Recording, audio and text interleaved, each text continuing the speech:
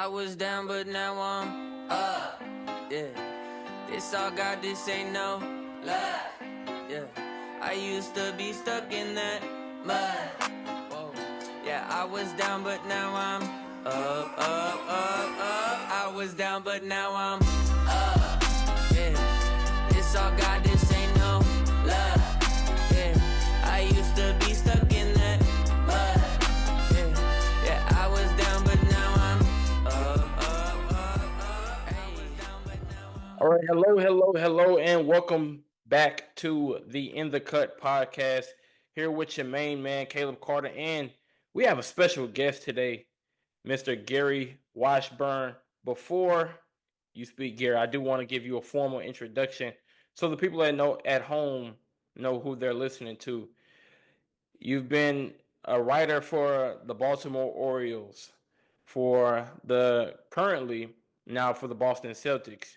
You wrote for the Seattle Post, for the Contra Costa Times. The list goes on. Storied sports writer in the industry. So, Gary, I definitely want to thank you again for just joining me here today. Oh, good to be here. Good to be here, and looking forward to the discussion. Absolutely. Um, so I want to get right into it because this one has become a little bit unavoidable if you're somewhat tapped into the basketball world. Luka to the Lakers. What are those who are in the know, like yourself, making about this trade? Well, obviously, Caleb, a shocker for everybody. I don't know any reporter, anybody who's tuned in and locked in to the NBA who saw this coming, and it's just one of those situations where uh, it was done under wraps, behind closed doors, in the dark, all the terms you want to use Mm-hmm. to keep it secret. And suddenly, Luka was a Laker, and I think it's probably a difference in philosophy between Luka and his team and general manager Nico Harrison in Dallas. I feel like they felt like they may have reached their peak last year, reaching the finals. They lost to the Celtics in 5 games last year. The series really wasn't Luka's fault. Yeah. But you're also talking about a player who struggles on defense. Not Mm-hmm. every great player is a great defender. We would all love for all our favorite players to be, great two-way players.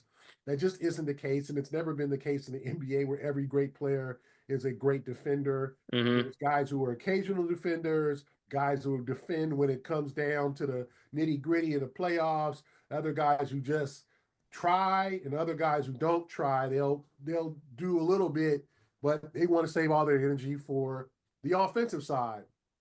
And I think Luka had a lot of, like, he's a generational player. He's a player that, if you're a basketball fan and you just mention one name, you say Luka, you know who you're talking about, Yep. Uh, and he's a guy who averaged 34, damn near 10 and 10 last year. Yeah. And he's 5-time All NBA first team, and he's only 25 years old. Yeah. There's so much to like about Luka. There's so much to love about the guy because he's so entertaining. Mm-hmm. He's a Slovenian dude with a mean streak, with swag, who will talk mess to anybody. He's not afraid of anybody. This league is filled with guys who are fearless. But when you see a guy from a country you couldn't even point out on a map come over to this country, we really didn't know when he was in the draft.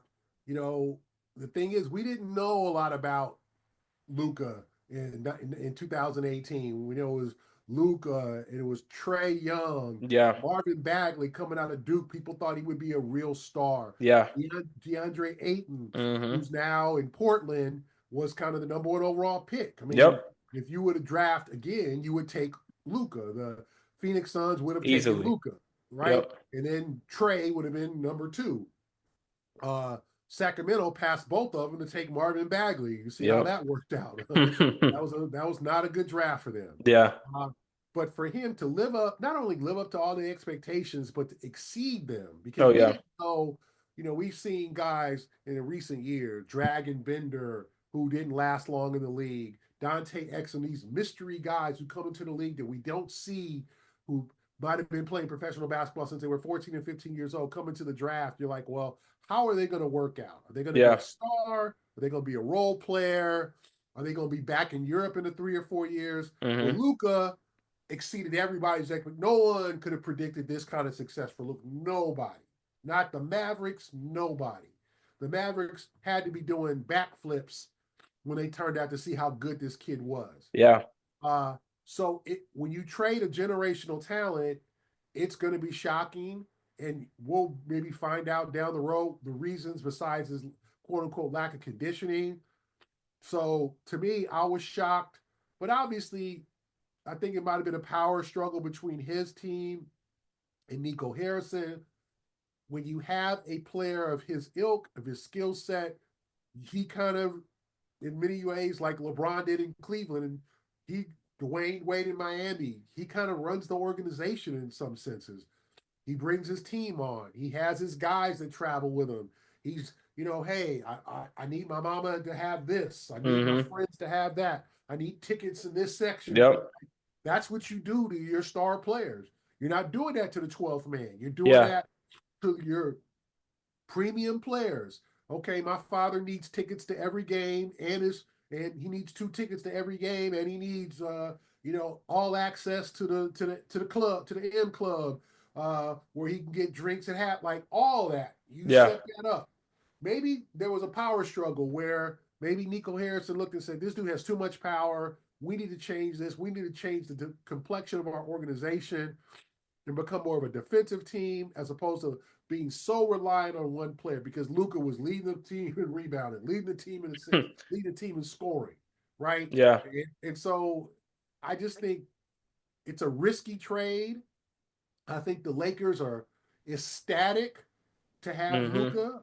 I think he'll be the next great Laker. I think LA fans should be just just I can't even put it. Should Yeah. be thrilled, happy, amazed, All of that. Yep. all that because LA's a star place.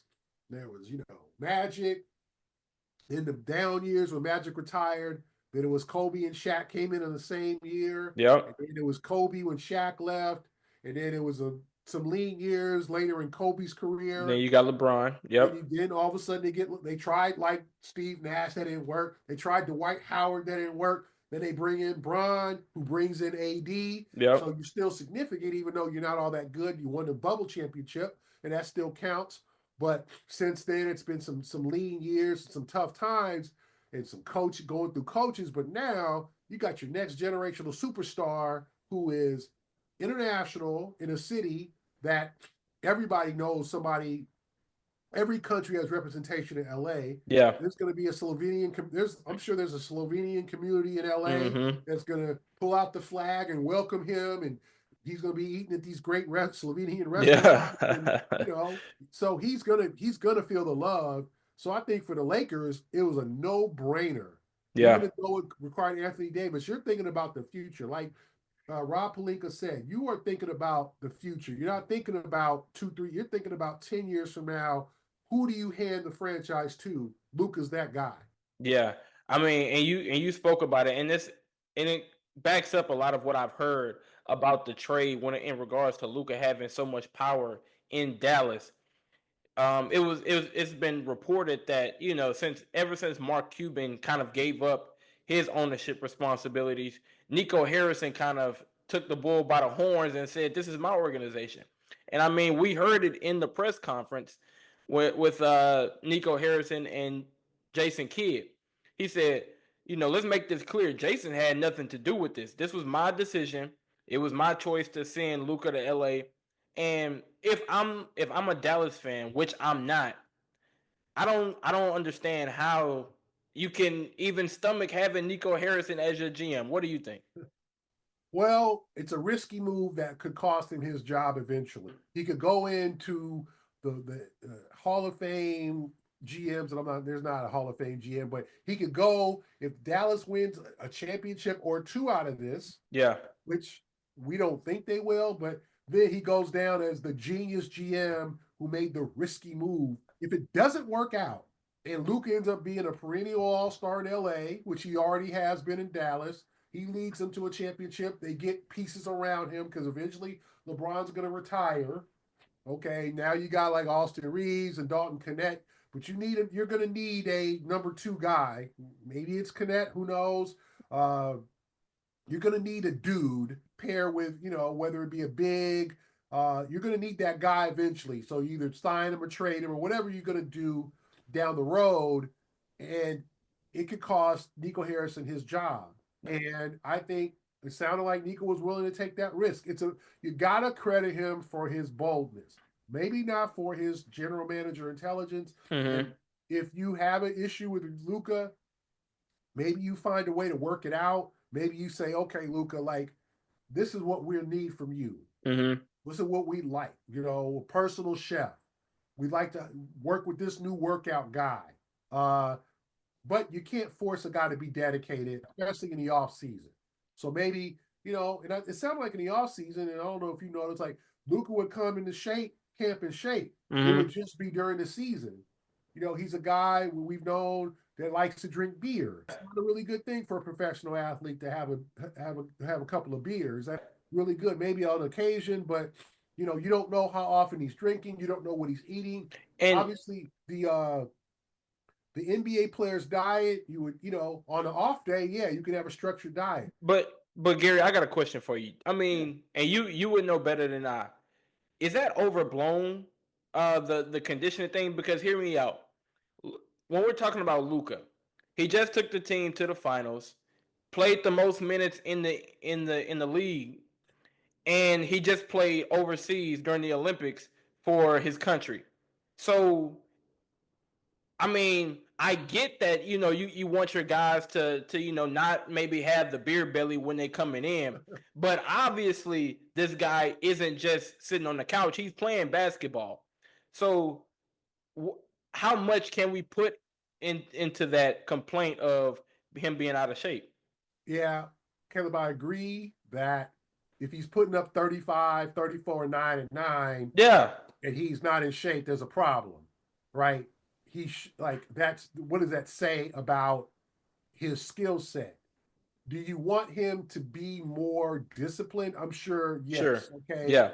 You want him to say, okay, no more beer, a more steady diet, no more late night 3 a.m. meals where I'm eating chicken wings. Like, I'm in the Celtics locker room last night. Like, the meal after the game was chicken wings. Okay. Like, okay, which these guys ate. They ate well. Is that good for you as a professional athlete? Eventually, you're going to work that off in practice. You're going to, you got to monitor that stuff. Yeah. So it's all about self-discipline. The NBA is a type of league, Caleb, where the league will provide you tools to make yourself better. Okay. Like, let's say Bronny James. Okay. Bronny James comes into the league. We can debate whether he's ready. We all know he's not. We all know he should still be at your school. Yeah. Playing or Right. somewhere else. He might have transferred. He should still be playing for the Trojans. Sure, I saw they already gave away his number. There's another number 6 out there. Like, wow, they ain't mess around. Okay, number 6. Next guy. Yeah, next guy. But whether Bronny improves, it could be on his father, who will say, son, do this. But whether you improve is on your work ethic. How often do you want to be at the gym? The league will provide you with coaches, trainers, conditioning guys, medical people, all the stuff that you would need. It all depends on when you're 20, 21, how often do you want to be there? Yeah. Do you want to work that, like, Kobe wanted to live there. Other guys wanted to go to the club. Yeah. They wanted to go out. They wanted to party. They wanted to go to play video games. They wanted to be with their boys. They wanted to be with the girls. And they wanted to date, hang out, party. Like, the league will provide you a platform to improve, but it's on you as a grown man to determine whether you're going to do that. And I just think for Luka, they could provide for him everything he needs, but it's up to him to say, okay, I want to take advantage of this. Or I think I'm fine. Look at my numbers. What are you talking about? Yeah. And I just think there was a confusion. And honestly, there are certain guys we've known, Kevin Love or Jokic or Luka. Embiid, who are not cut. Jokic is not a dude who's going to be on the cover of Men's Health. Right. He's not going to be the weightlifting. He ain't got no muscle cut. He ain't got Yeah. he's not chiseled at all. Mm-hmm. But is he in great, amazing shape? No. But is he in great enough shape to be the best player in the world? Yes. Mm-hmm. Not everybody can look like Giannis. Yeah. Right? And I just think sometimes most teams can accept that. Hey, if you're getting it done on the floor, you're not tapping out of games because you can't breathe. You're like, if you can do this and you can stay at your 260, although we'd like for you to be 242, Yeah. 260, then it's okay. So the question is whether the Mavericks were like, no, we need you at this. And he was like, no, I'm good at 260. I don't need to be 240. Yeah. And then the durability, the lack of defense. I mean, you could nitpick. Yeah. You could nitpick most everybody's game. You can say, Giannis never picked up a mid-range game. There's still not a great free throw shooter. Every superstar has a hole. There's very few, and those why even LeBron was not a great shooter in his first 6-7 years in the league. Yeah, he was not a great mid-range shooter. He learned that. He improved. When you get these guys that come into the league at 19, very few of them are polished where they have complete games. Mm-hmm. They D up. They can hit threes. They hit the mid. Most of them have to improve. A guy from who's when I grew up, Karl Malone, big, massive man, mammoth NBA body, didn't know how to do the pick and roll, couldn't shoot off the pick and roll. Mm-hmm. Eventually, he became one of the best pick and roll players of all time with John Stockton because he could hit that 20-footer. The same with Kevin Garnett. Kevin Garnett, the pick and pop, that was his game eventually, but it took 7-8 years. It took him thousands of shots a day for him to become that guy. Yeah. So to ask a 25-year-old to be a completely blemished player is really hard. Now, can you ask him to play harder on defense? Yeah. Sure. Now, if he's tapping out of games, if he's like, I can't breathe, I'm just gonna let this. I'm not gonna run back on this fast break because I can't make it. Then there's a problem. Yeah. And I just think there's certain athletes that eventually aren't in premium condition, but they still get it done. And eventually there's some guys, Caleb, who get in better condition as they get older because they know they want to stay around long enough. They lose that 25 pounds they should have lost earlier. But when they're 30, they lose that because they know, like, I can't be this at 32 as I was at 23. Metabolism was higher and I could burn it off. Now I got to get in, I got to literally change my whole conditioning routine. So it's a delicate topic to talk about somebody's shape when they put up those types of numbers and point to them and say, it's your fault. Right. We didn't win the finals. Like, no, I covered the finals. It wasn't Luka's fault. It was PJ Washington didn't step up. Kyrie didn't step up. Mm-hmm. Nobody stepped up to help Luka. And Luka was defended well by Jaylen Brown. He still had 29, 8 and 8. It wasn't amazing. He didn't have a 50-point game. Yeah. He still did enough. So the point and say it was his fault is not true. Yeah, and I mean the Celtics last year were really just a dominant team. I mean, they basically ran through the league. You almost kind of knew that it was their time because they had always been kind of knocking on the door. And that kind of makes me want to switch gears here to talk about another young guy that you cover all the time. I mean, you're around him all the time, Jayson Tatum. Here's what gets me about Jayson Tatum, and I want you to kind of give me some insight, give the listeners some insight on this. Because Jayson Tatum, I feel like, may be one of the most disrespected players in the league. I mean, just think about it. Your first year in the league, 2017, 2018, you're supposed to be the third guy, right? Because you have Gordon Hayward, you get Kyrie, both of them go down, and you still somehow make a way to go to Game 7 against LeBron and the Cavs. Fast forward, you're always consistent. You improve your defense. now, I mean, you make a finals in 2022, you lose to the Warriors, but then you win that ring, you get to the Olympics, and you somehow can't get playing time because of fit. What is the how does Jayson Tatum kind of deal with that from what you've seen? How does his team kind of balance what the media narrative has become? Well, I think with Jason, I think he feels underappreciated and disrespected in a sense. And a lot of times that's how these guys feel themselves by, even Michael Jordan said, came up with a group of haters who didn't exist and said, "Oh, y'all hating on me? Okay. He played the Washington Wizards or the Bullets back then, and look at some dude. Oh, you don't like me? You think I'm Mm-hmm. trash? Oh, I'm gonna score 50 on you." I'm like, Yeah. Kobe would do the same thing. So you develop resistance because you want to make yourself better. You want to sharpen your iron as opposed to thinking, "Oh, everybody loves me."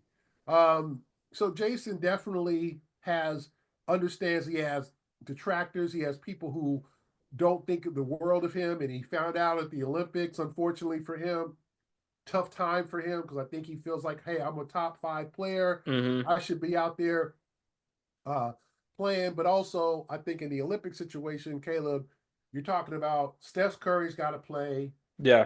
Kevin Durant's got to play, and It was tough. LeBron James has got to play. Yeah. So at best, you're the fourth option. Mm-hmm. Okay, he had a great affinity for Devin Booker and Drew Holiday and Derek White. Mm-hmm. So those are his 6, in addition to guys like Anthony Edwards, Bam Adebayo, whatever. Yeah. So Jason did not do the best with the limited minutes that he had. He didn't shoot the ball well at the Olympics. He just wasn't himself. He was kind of thinking too much. I've seen Jason all the way since he started in this league, and I know when he's thinking, and he was thinking too much. That affected his offense, affected his approach, and then it affected his playing time. Uh, I do think he's disrespected, uh, but I have seen the development and the growth of his game over the years where he came into the league from Duke as a polished scorer. Yeah. He had step back. He was a lot like Kobe and sometimes tried to be too much like Kobe, creating himself difficult shot. Like, don't do that. That's Kobe's game. Like Yeah. the triple spin, step back, and 3 dudes in your face. Like that's like you want to be Kobe, you're not ready to be Kobe yet. Yeah. But he has developed into a great all-around player, a plus defender, a good distributor, a good rebounder. So he just has to accept victory as his success, winning a championship, getting to the finals. Uh, can he be better? Yeah, he's going to be 27 next month, so he's still entering his prime, Mm-hmm. right? He's still entering his prime years. Uh, but I do think there's people that look at him and go, "Well, you're not, you know, I take Anthony Edwards over him." Yeah. Well, And yeah, go question. ahead. I mean, because I might be one of those people. And I can't necessarily even say that I have a valid argument as to why I would take Ant over Jason. Ant's more dynamic. Ant will dunk on you. Yeah. Ant talks mess. Jason goes about his way. Jason don't get in your face a lot. Jason doesn't talk a lot. Jason just does it and runs back down the floor. Mm-hmm. Jason is a better overall player than Ant. I'm talking about like distributing, Yeah. assists, making the right basketball play. Yeah. That's what Jason has learned over the years. It ain't all about dropping 30. It's about making the right assist when you're trapped, pass to the open man. Like, Mm-hmm. I think that's something that LeBron popularized because LeBron got a lot of heat in his mid to early career. Oh yeah. The right basketball play. There's a Yeah. play when he was in Cleveland. He got doubled in Detroit. He threw the ball to Daniel Marshall for an open 3. Daniel Marshall missed it. Mm-hmm. Everybody said, "Damn, LeBron, you should have taken that damn shot." I don't care who was guarding you. You should have taken 3 dudes to the rack and dunked on them. Yeah. Why are you passing to a dude who's got half your talent? And so, but that has become less of a narrative nowadays in where we honestly, where fantasy basketball has become more popular to where now you look at assists, you Mm-hmm. look at rebounds, you look at little things that, when I was growing up, it was all about scoring, Yeah. and rebounding. Assists were like good, but that was the point guard. Your forward was like, you scoring? What's up? You scoring and rebounding. That's what you do. Yeah. You don't got to be a great passer. Magic was a point guard. Magic was the passer. The point Mm-hmm. guard was the guy who, who. Now, the point forward position was revolutionized by guys like Scottie Pippen, and now fans appreciate passing more. They appreciate assists. They appreciate the hockey assists. They appreciate the little idiosyncrasies in the game that our generation might have ignored or didn't know a lot about. Yeah. So Tatum has turned himself into a great all-around player, but he doesn't talk much. He's not going to dunk on you and then, flex. Like, that's not him. So people are going to say, yeah, I'll take Ant-Man over here because he'll drop 50. Now, Yeah. Jayson had a 50-point games. He's had Yeah. In the 60-point games. playoffs. But for whatever reason, he doesn't show it, the emotion. And so fans take to the people who are more demonstrative, more Mm-hmm. badass. Jayson gets Jayson don't get into fights with him. Jayson ain't talking, you don't see him talking mess. Like, man, I'll bust your ass. Like, he's not doing that. He just goes about his next play. So I think, and then I just think people are, his finals against Golden State, Andrew Wiggins got the best of them. Just straight up. Like, Draymond Green said, hey, make them go left, make them go left, make them go left. Like, that was their strategy, and Jayson struggled. Jaylen Brown was the best Celtic player in those finals. Yeah. So I think Jayson never is still trying to live that down. When you have a bad series, and you have a terrible series, but not a great series on the spotlight, people are going to remember that. And they Yeah. remember Andrew Wiggins shutting him down. They remember them having a chance to really take a control of that series. They're up 2-1. They're up in the fourth quarter, and they blew that game. Curry went nuts, and the Celtics didn't win another game in that series. They lost the last 3 games of that series. So I think, and then the next year they lost, to underdog Miami in the Eastern Conference Finals.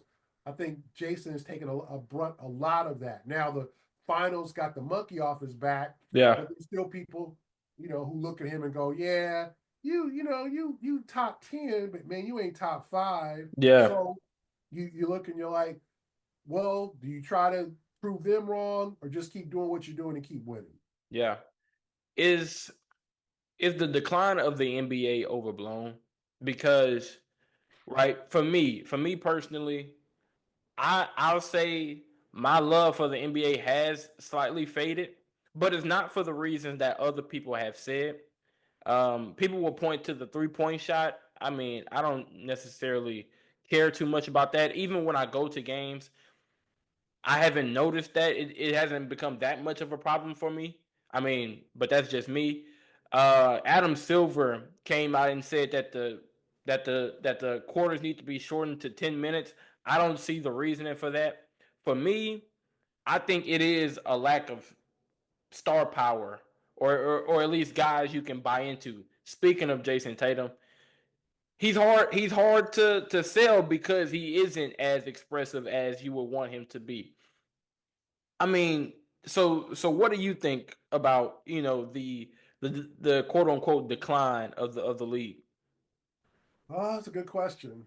Um, I think it's overblown in a sense, and I just think you don't have a lot of, like, the question is how much do you um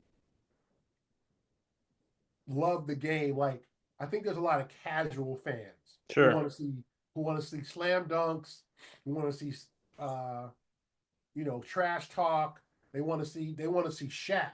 They Yeah. want to see they want to see KG. They want to see the dudes who were like, they want to see some physicals. They want to see some elbows. They want to see the NBAs from the 90s and 2000s. Unfortunately, you have the NBA of 2025, 24. So you have 7-footers taking threes. You have 5 outs. You have the culture of the game has changed all through NBA, college, high school, AAU. You got to be able to shoot the three. And I think it's been a little too much of the 3-point shot. You Mm-hmm. know, I don't want to go and see dudes like Patrick Williams from the Bulls taking 7 or 8 threes in the game. That's not entertaining to me. Yeah. Uh, you don't want to see some of these guys launching threes because they're open. You want to see the physicality. You want to see the artistic part of the game. You want to see guys doing acrobatic layups. You want to see guys going at it. You don't necessarily want to see dudes signing each other's jerseys and doing shoe swaps and jersey swaps after the game. What the NBA was a league where, I mean, basketball is a natural trash talking game. You can go on to you can play up at the rec center at SC. You can go. There's going to be dudes talking mess to each other on the court. Yeah. Just, you don't do that generally in baseball. You don't talk. But with basketball, it's a natural trash talking sport. It's a natural bravado sport, and I just think that the league has kind of lost that. Everybody's buddy. Mm-hmm. Uh, everybody has a damn podcast. Yeah. These dudes are having each other. To me, I don't want to see Paul George injured injured instead of rehabbing doing his podcast Yeah. every week. I think that's a turn off to fans. I think the low management's a turn off to fans. You go to your game, I'm paying for my family 3 or 4 people to go see my favorite player or my son's favorite player, and that dude's sitting out. And Mm-hmm. then the players, I think what turns fans off is a lot of these players don't seem to trip about missing games. Yeah. These dudes are on the sideline, kicking it, talking mess in their, straight up, $500 hoodies, Yeah. like they ain't work, like you're not playing. Like, Mm-hmm. doesn't that bother you? Are you good just chilling? Yeah. Like, I just think that's what bothers NBA fans. It's Yeah. like, go out there and do your job. Yeah. Be And available. Like, and yeah. that's as much as more than 3 pointers. I think the load management and dudes like, it's an 82 game season. I'm good for about 60, Yeah. 63. I Yeah. think I I'm mean, the 65 game rule came out, and you had guys complaining. yeah. That's when you kind of knew it was a problem. I mean, and we gotta have to wrap things up pretty quickly. I'm looking at the time, but to your point of the load management, I love Joel Embiid. I love his game. I think I mean, I grew up in Houston. He reminds me of Hakeem. Yeah. But I'd be lying if I said when the Sixers and the Nuggets are playing, Joel Embiid is not playing. I'd be lying if I said I like that. Yeah. It makes me upset when you have the two best centers in the league. They should be going head to head, and one of them is just not there. Yeah. But I do want to give you some time to talk about this book that you have coming out. It's Boston Celtics, or it's already out. Excuse me, It's already out. Yeah. Boston Celtics and Illustrated Timeline. Talk about that and kind of what you cover in that. Yeah. I got an exit copy here. So this is the book. Okay, there we go. It's a hardback cover. Now, people like, I grew up in Los Angeles, born and raised. I grew up a big Laker fan. Not as much anymore that I cover the NBA. You really, Mm-hmm. the fandom, you kind of leave that at home. Uh, it's like anything else, when you get older, you change a little bit. But I've covered the Boston Celtics now for 15 years, and I had the opportunity to do a book on the history of the Celtics. So this is the top 176 moments of the Celtics franchise with photos and some of the greatest moments. Uh, Nice. and I write about those moments. So it's a really neat thing. And if you're a Celtic fan or an NBA fan, you want to learn about the league's history. And the Celtics have made a lot of history. Not only, oh, well, you want to talk about beating the Lakers, but no. They had the first black coach, the first black starting five. I mean, historical things that I think a lot of people don't know about in terms of the history of the league. We consider the NBA now mostly black league, which it is, but there was a time where the NBA was not such a black league that having there was a kind of gentleman's agreement amongst owners that you would always have a white person in your starting five in the 1960s. The Mm. Celtics broke that. They had a black starting five in 1965. So just history of the organization all the way through 1946. when they started all the way to championship in 2024. For you Laker fans, I know it's hard, but I talk about a lot of those series because I grew up a Laker fan. I grew up to hate the Celtics. And so I did not know all the amazing games that these two teams had. Unfortunately, for the Lakers, they came out a lot on the short end of those games with Elgin Baylor and Jerry West. And I tried to school Celtic fans and fans in general on the history of some of the great players and some of the great games.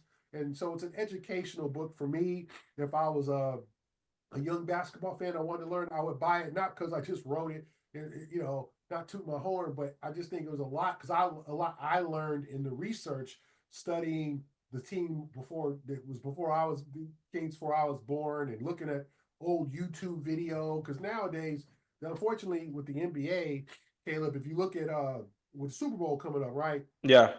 If you said, "Hey man, I want to look at every Super Bowl game from Super Bowl I in 1967 in LA Coliseum, all the way until last year, Kansas City, San Francisco," you can probably go on YouTube and watch every game if you were inclined to the full game, because the NFL did this great job historically keeping up with the history of the game. And so they put everything on film, starting in like the 60s. Some of those games are literally, you can watch, if not the whole game, you can watch highlights or whatever from the first Super Bowl, right? Yeah. All the way until, last year and leading up to this one.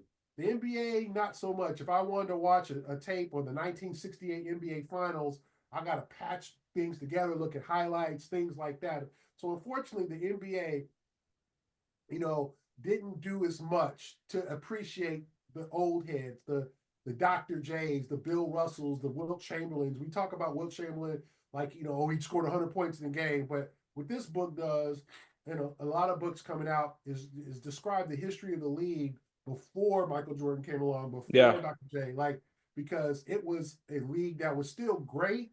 It was growing, and they played hard. They played in the Chuck Taylors, and the facilities weren't great, and they weren't wearing the undershorts under their trunks, and they weren't wearing the state of the art stuff, and they weren't, there wasn't none of that stuff. They was going out there and playing and getting cut and still playing.